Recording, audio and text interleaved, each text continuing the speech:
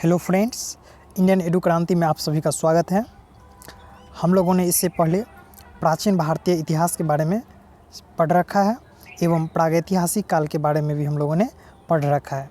दोस्तों, ये लेक्चर आप लोगों को ल्यूसेंट और एसपीडी दोनों को समाहित करके बनाया गया है ताकि दोनों अच्छी तरह से कमांड हो सके। अगर आप ल्यूसेंट पढ़ लेते हैं और इसके बाद अगर ये क्लास देखते हैं तो बहुत ही ज़्यादा बेनिफिट होगी आप लोगों के लिए। इसे ऑब्जेक्टिव फॉर्म में बनाया गया है। तो दोस्तों, आज हम लोग पढ़ते हैं सिंधु सभ्यता के बारे में कि सिंधु सभ्यता क्या है। सिंधु सभ्यता को की जो सर्वमान्य तिथि मानी जाती है वो कब से मानी जाती है तो 2500 ईस्वी से लेकर 1750 ईस्वी तक मानी जाती है। सिंधु सभ्यता की जो सर्वमान्य तिथि मानी जाती है कब से कब तक तो 2500 से लेकर 1750 ईस्वी तक मानी जाती है। ये बहुत अक्सर पूछ लिए जाते हैं कि 2500 से 1750 ईस्वी पूर्व तक ये मानी जाती है। सिंधु सभ्यता की जो खोज की थी किसने की थी? राय बहादुर दयाराम साहनी ने की थी। सिंधु सभ्यता को किस युग में रखा गया है तो प्राक ऐतिहासिक युग या कांस्य युग भी इसको कहा जाता है।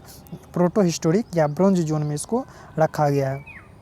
सिंधु सभ्यता के जो मुख्य निवासी थे वह कौन से थे तो द्रविड़ थे एवं भूमध्य सागरीय थे। सिंधु सभ्यता के जो मुख्य निवासी थे कौन थे? द्रविड़ एवं भूमध्य सागरीय। सिंधु सभ्यता के जो सर्वाधिक पश्चिमी पुरास्थल जो थे दारक नदी के किनारे स्थित है। कौन सा? सुतका कुंडोर यानी बलूचिस्तान। सिंधु सभ्यता की जो पूर्वी पुरास्थल जो है हिंडन नदी के किनारे स्थित है। आलमगीरपुर जिला मेरठ उत्तर प्रदेश। आलमगीरपुर जिला मेरठ उत्तर प्रदेश। सिंधु नदी के उत्तरी पुरास्थल चिनाब नदी के तट पर अखनूर के निकट पर स्थित जो शहर है कौन सा है? मांदा, जम्मू कश्मीर। सिंधु नदी के उत्तरी चिनाब नदी के तट पर स्थित जो शहर है वो कौन सा है? मांदा, जम्मू कश्मीर। सिंधु सभ्यता के दक्षिणी पुरास्थल गोदावरी नदी के तट पर स्थित जो शहर है वो कौन सा है?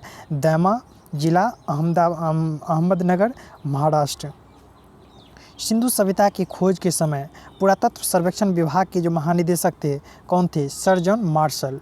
सिंधु सभ्यता की खोज के समय पुरातत्व सर्वेक्षण विभाग के जो महानिदेशक थे कौन थे? Sir John Marshall.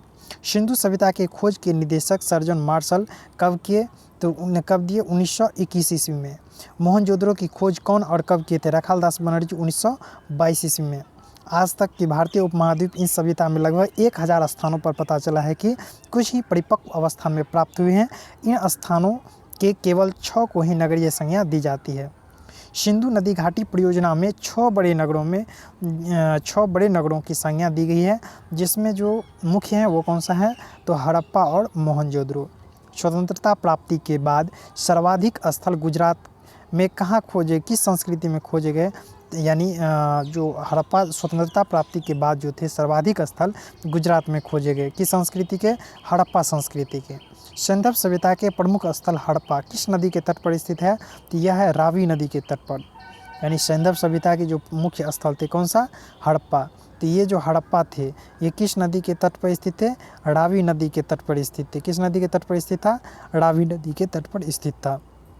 प्रमुख स्थल हड़प्पा के उत्खननकर्ता कौन है? दयाराम साहनी एवं माधव वत्स 1921 ईस्वी में ये खोज किए हुए थे। प्रमुख स्थल हड़प्पा की वर्तमान स्थिति कौन सा है? पाकिस्तान का मोंटगोमरी जिला। प्रमुख स्थल जो है हड़प्पा इसका जो वर्तमान स्थिति ये कहाँ पड़ता है? पाकिस्तान के मोंटगोमरी जिला में। स्वतंत्रता प्राप्ति के बाद हड़प्पा संस्कृति के सर्वाधिक स्थल खोजे गए थे। कहाँ पे? तो गुजरात में। हड़प्पा की मोहरों पर सबसे अधिक किस पशु का अंकन मिलता है तो श्रृंगी पशु का अंकन मिलता है। हड़प्पा के मोहनजोदड़ो पर सबसे अधिक किस पशु का अंकन मिलता है तो ये श्रृंगी पशु का अंकन मिलता है। सिंधु सभ्यता के जो प्रमुख बंदरगाह थे वो कौन सा थे? लोथल एवं सुतका कुंडोर। सिंधु सभ्यता की जो लिपि है कौन सा लिपि है? भावचित्रात्मक लिपि है। सिंधु सभ्यता की लिपि लिखी जाती है किधर से किधर की ओर तो दाईं से बाईं की ओर। जब अभिलेख एक से अधिक पंक्तियों का होता है तब लिपि लिखी जाती है। पहली पंक्ति दाएं से बाईं की ओर और दूसरी पंक्ति बाईं से दाईं की ओर लिखी जाती है। सिंधु सभ्यता के लोगों ने नगरों एवं घरों के विन्यास के लिए जो पद्धति अपनाई वो पद्धति कौन सी थी? ग्रिड पद्धति थी। सिंधु सभ्यता में जो मुख्य फसल थी वो कौन सा था? गेहूँ और जौ। सिंधवासी मिठास के लिए प्रयोग करते थे। किस चीज़ का? ये शहद का प्रयोग करते थे। सिंधु सभ्यता के लोगों के लिए जो विशेष पूजनीय थे वो क्या चीज़ था? कुंवर वाला सांड।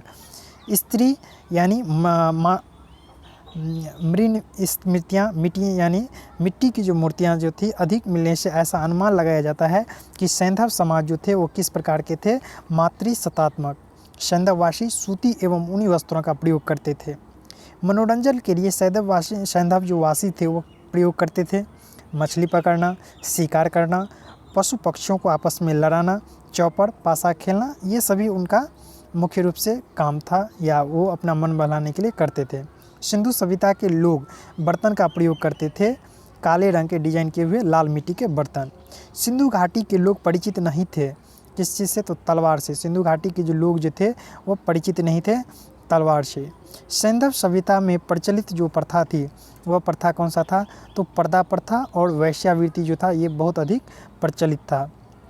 शवों को जलाने एवं गाड़ने दोनों प्रथाएं प्रचलित थी सैंधव सभ्यता में। शवों को गाड़ा भी जाता था और ये जलाए भी जाते थे। हड़प्पा में शवों के बारे में जो प्रथा विद्यमान थी वह थी दफनाने की। मोहनजोदड़ो में शवों के बारे में जो प्रथा प्रचलित थी वह कौन सी थी, तो जलाने की। सिंधु सभ्यता की में जो समाधि मिली वह कहाँ से, तो लोथल और कालीबंगन से। सिंधु सभ्यता में जो समाधियाँ मिली वो कहाँ से, तो लोथल और कालीबंगन से। लोथल और कालीबंगन से। सिंधु सभ्यता के जो चावल के प्रथम साक्ष्य मिले कहाँ से, लोथल से। सिंधु सभ्यता में चावल के दाने मिले कहाँ से, लोथल और रंगून से।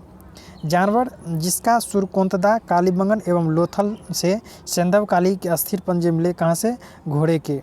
सैंधव सभ्यता की तौल की इकाई जो थी संभवतः किस में थी, तो 16 के अनुपात में थी।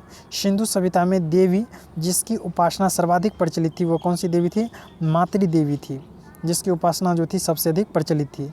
देवी जिसकी पूजा सिंधु सभ्यता के लोग धरती को मानकर करते थे वो कौन सी देवी थी, उर्वरता की देवी।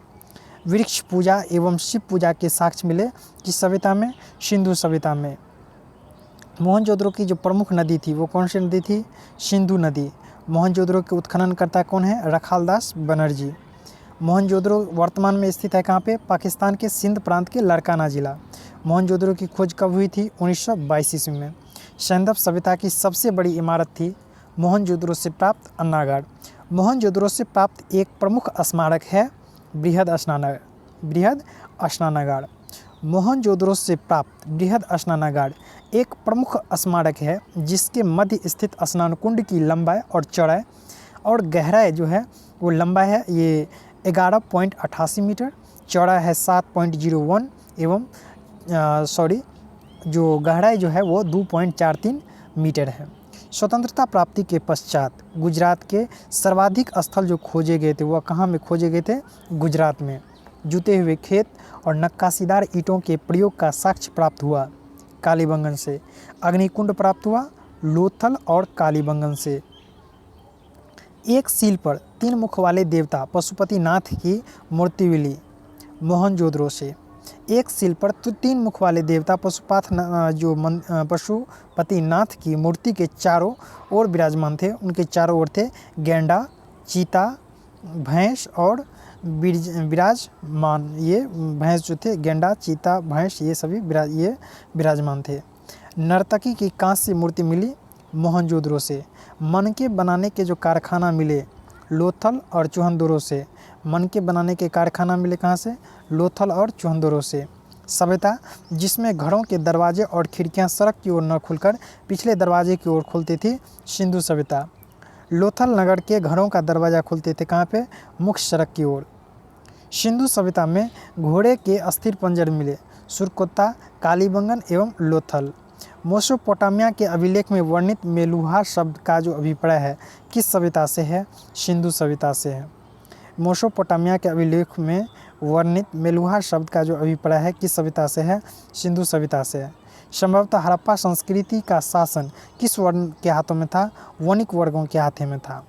पिंगट ने एक विस्तृत साम्राज्य की जुड़वां राजधानी कहा हड़प्पा एवं मोहनजोदड़ो को। स्वास्तिक चिन्ह देन है किस सभ्यता की, हड़प्पा सभ्यता की। स्वास्तिक चिन्ह से अनुमान लगाया जाता है किसका, सूर्योपासना का। सभ्यता जिसमें किसी भी मंदिर के अवशेष नहीं मिले किस सभ्यता में, सिंधु सभ्यता में। हड़प्पा एवं मोहनजोदड़ो को एक विस्तृत साम्राज्य की जुड़वां राजधानी कहा पिंगट। हड़प्पा एवं मोहनजोदड़ो को एक विस्तृत साम्राज्य की जुड़वां राजधानी कहा पिंगट। सिंधु सभ्यता जो वस्त्रों का प्रयोग करते थे, किस वस्त्रों का, तो सूती एवं ऊनी वस्त्रों का प्रयोग करते थे। सिंधु सभ्यता में बर्तन का जो रंग था कैसा था, काला। सिंधु सभ्यता के विनाश का संभवतः सबसे प्रभावी जो कारण था वो कौन सा था, बाढ़। आग में पकी हुई मिट्टी को कहा जाता है टेराकोटा। हड़प्पा सभ्यता का जो प्रचलित नाम था वो था सिंधु घाटी की सभ्यता। सिंधु सभ्यता का सामान्य काल कब से कब तक था, तो 2500 ईस्वी पूर्व से लेकर 1750 ईस्वी पूर्व तक। सिंधु घाटी सभ्यता में सर्वप्रथम घोड़े के अवशेष मिले, कहाँ से, सुरकोतदा से। सिंधु घाटी सभ्यता के लोगों का जो मुख्य व्यापार था या व्यवसाय था वो क्या था, व्यापार था। सिंधु सभ्यता का युग है कांस्य युग। हड़प्पा के लोग कौन सी फसलों में सबसे आगे थे, कपास। हड़प्पा की सभ्यता में जो हड़प्पा के जो लोग जो थे वो कौन से फसल में सबसे आगे थे, कपास में।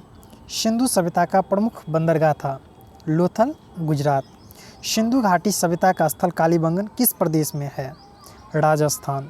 हड़प्पा सभ्यता की खोज हुई 1921 ईस्वी में। मोहनजोदड़ो को एक अन्य नाम से भी जाना जाता है, मृतकों का टीला।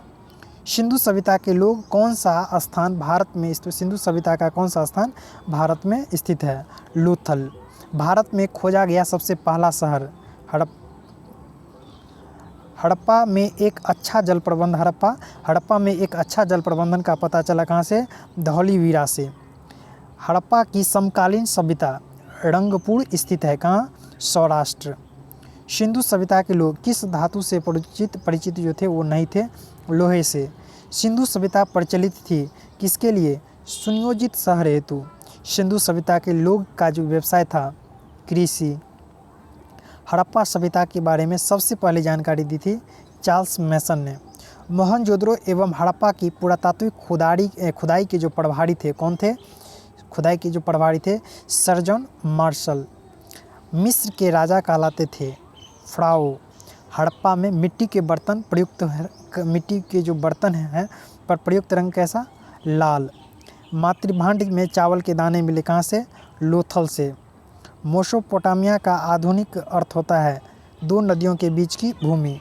सिंधु घाटी के लोगों ने पूजा की, किसकी पूजा की, मातृ देवी की। सिंधु घाटी के लोगों ने पूजा की, किसकी पूजा की, मातृ देवी की। दोस्तों, आज का ये लेक्चर यहीं समाप्त होता है। अगले पार्ट में हम फिर सिंधु सभ्यता को पूरा कवर करेंगे। धन्यवाद। जय हिंद, जय भारत।